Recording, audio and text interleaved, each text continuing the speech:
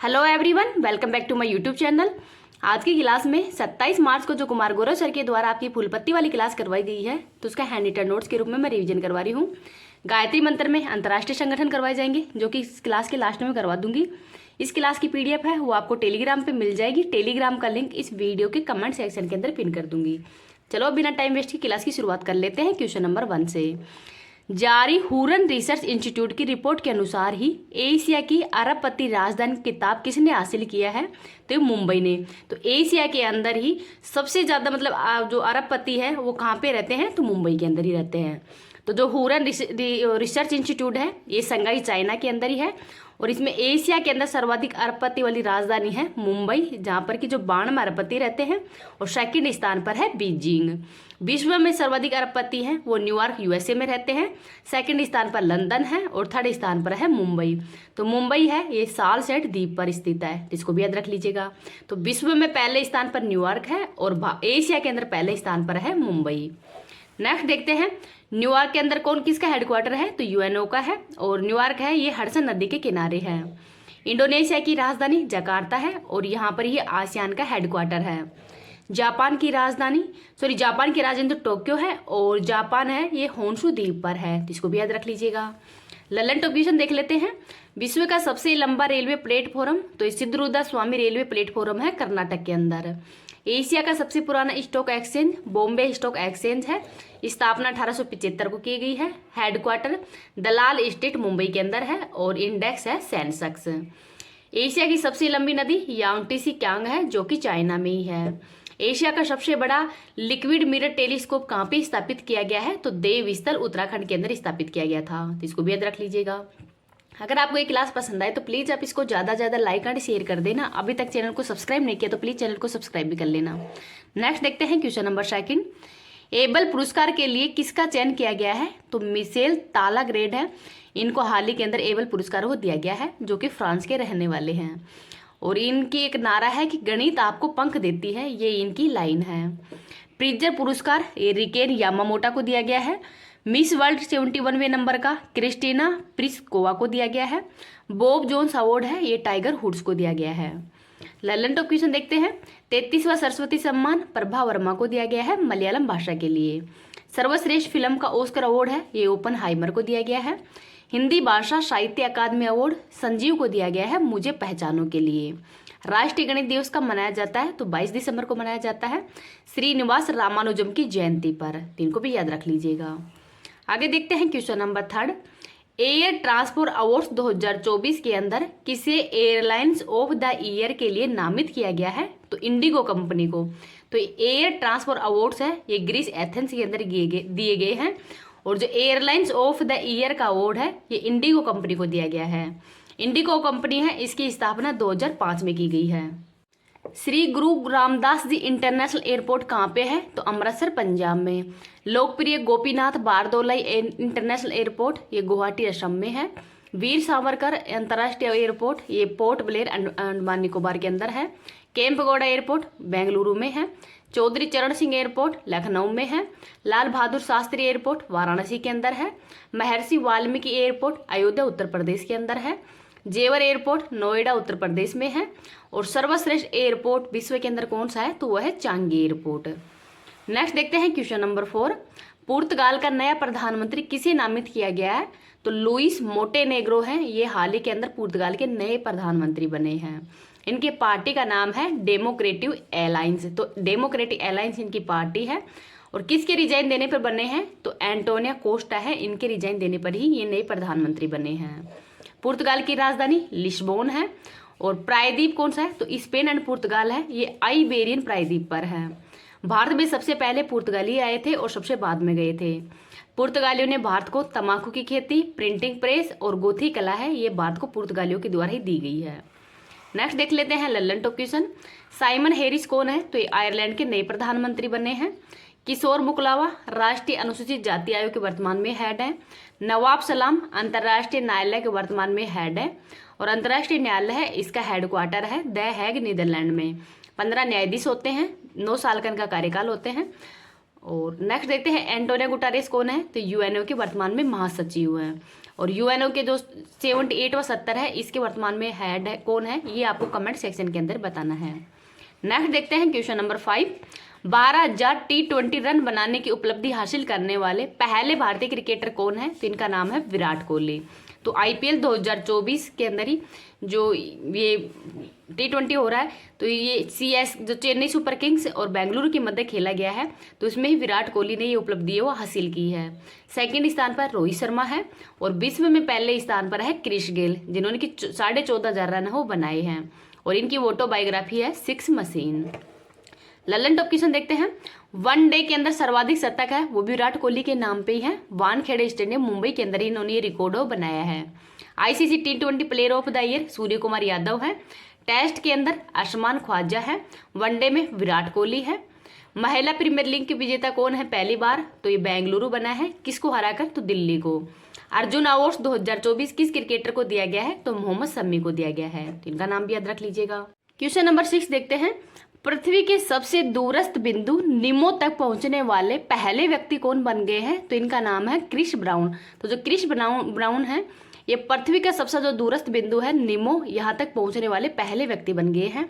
और ये स्थान है वो न्यूजीलैंड के पास है, दक्षिणी प्रशांत महासागर के अंदर। निमो का अर्थ क्या होता है, तो कोई आदमी नहीं पहुंचा। तो जहाँ तक कोई भी आदमी नहीं पहुंच सकता वो स्थान होता है निमो। ललन टॉप क्वेश्चन देखते हैं, अंटार्कटिका महाद्वीप की सबसे ऊंची चोटी का नाम क्या है, तो माउंट विंसन मैसिप है। जेलैंडिया, तो ये विश्व का 8वां महाद्वीप है, अभी इसकी घोषणा ही हुई है, मतलब बना नहीं है। ग्रेट बैरियर रीफ ऑस्ट्रेलिया में है। भारत के अंटार्कटिक महाद्वीप में कौन कौन से मिशन भेजे गए हैं, तो भारती, दक्षिणी गंगोत्री और मैत्री। आर्कटिक के अंदर कौन सा मिशन भेजा गया था, तो हिमाद्री।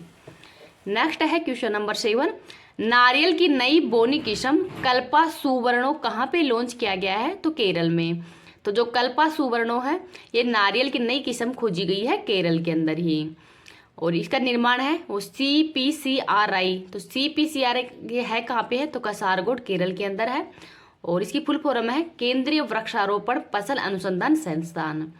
ललन टॉप क्वेश्चन देखते हैं, IISR चंद्रा है, ये काली मिर्च की किस्म है। यक्षयान महोत्सव कर्नाटक के अंदर मनाया जाता है। IISR का हेडक्वार्टर कहाँ पे है, तो ये भी कोझिकोड केरल के अंदर ही है।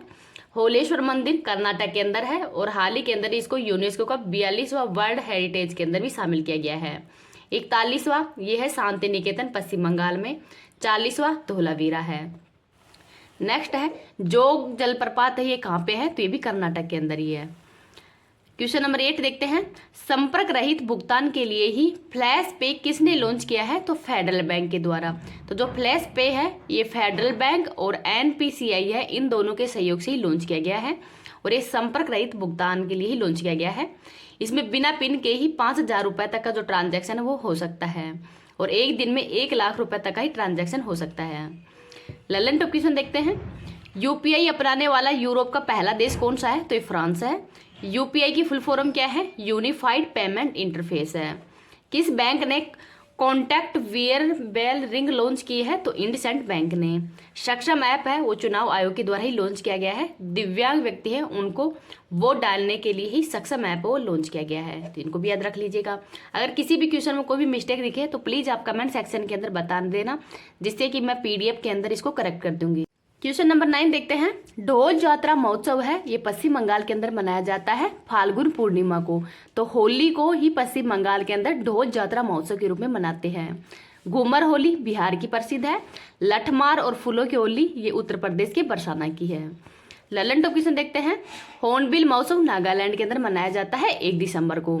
चापचारकूट महोत्सव मिजोरम के अंदर। अम्बुवाची का मेला असम के अंदर कामाख्या मंदिर है वहां पर ही लगता है। मकर विलक्कू त्योहार केरल का है। अट्टुगल पोंगल केरल का ही है।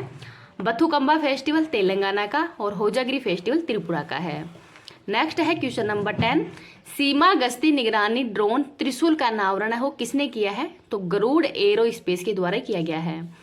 और इसकी स्थापना है वो चेन्नई में हुई है और ब्रांड एम्बेसडर है MS धोनी। उद्देश्य क्या है, तो प्राकृतिक आपदा से सुरक्षा और आवाजाही को सुनिश्चित करना है इसका प्रमुख उद्देश्य है। ललन टॉप क्वेश्चन देखते हैं, मिशन दिव्यास्त्र है, ये अग्नि 5 मिसाइल के लिए ही लॉन्च किया गया है और इसका तकनीक क्या आधारित है, MIRV तकनीक पर आधारित है। ये प्रचंड LCH हल्का लड़ाकू हेलीकॉप्टर है। वसारोध ये कम दूरी का ही एयर डिफेंस जो डिफेंस सिस्टम है। समर क्या है, तो सरफेस टू एयर मिसाइल है और ये एयर डिफेंस सिस्टम है जिसमें कि 2 आकाश मिसाइल भी लगी हुई है। नेक्स्ट है क्वेश्चन नंबर 11, USA, ब्रिटेन और ऑस्ट्रेलिया ने पनडुब्बियों के निर्माण के लिए ही SSN AUKUS सही समझौता किया है। तो SSN AUKUS समझौता है ये USA, ब्रिटेन और ऑस्ट्रेलिया के द्वारा किया गया है। इनको भी याद रख लीजिएगा। अब आज की क्लास है यही समाप्त होती है। आपको ये क्लास कैसी लगी है प्लीज़ कमेंट सेक्शन के अंदर ही बता देना। Thank you. प्रमुख अंतर्राष्ट्रीय संगठन देखते हैं।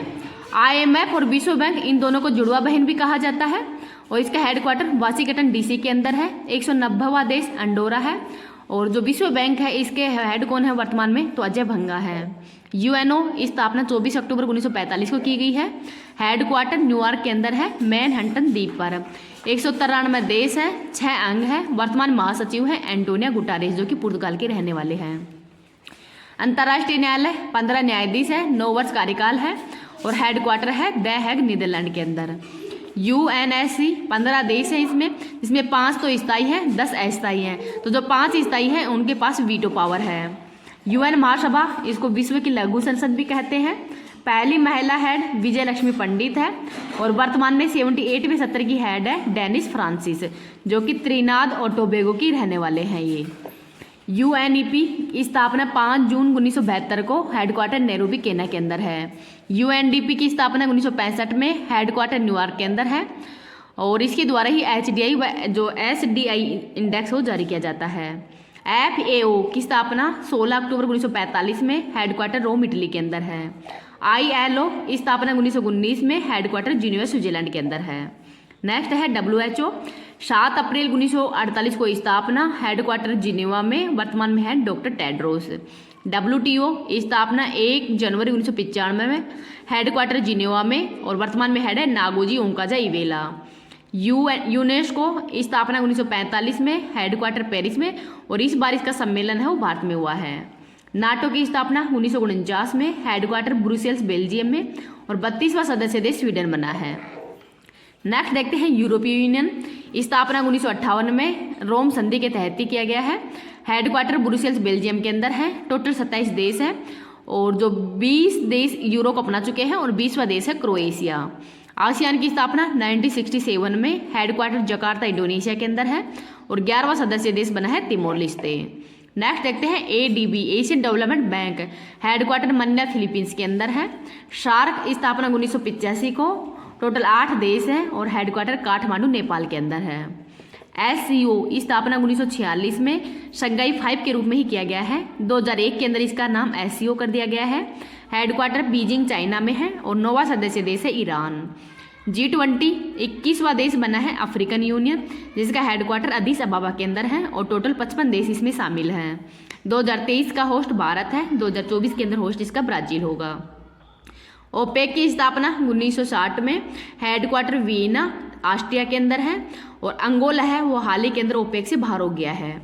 नेक्स्ट है IUCN, स्थापना 1948 में, हेडक्वार्टर ग्लैंड स्विट्जरलैंड के अंदर है और इसके द्वारा रेड डाटा बुक को जारी की जाती है। बिम्स्टेक स्थापना 1997 में, हेडक्वार्टर ढाका बांग्लादेश के अंदर है। WWF स्थापना 1961 में, हेडक्वार्टर ग्लैंड स्विट्जरलैंड के अंदर है और इसका लोगो है ग्रैंड पांडा है वो इसका लोगो है, इसको भी याद रख लीजिएगा।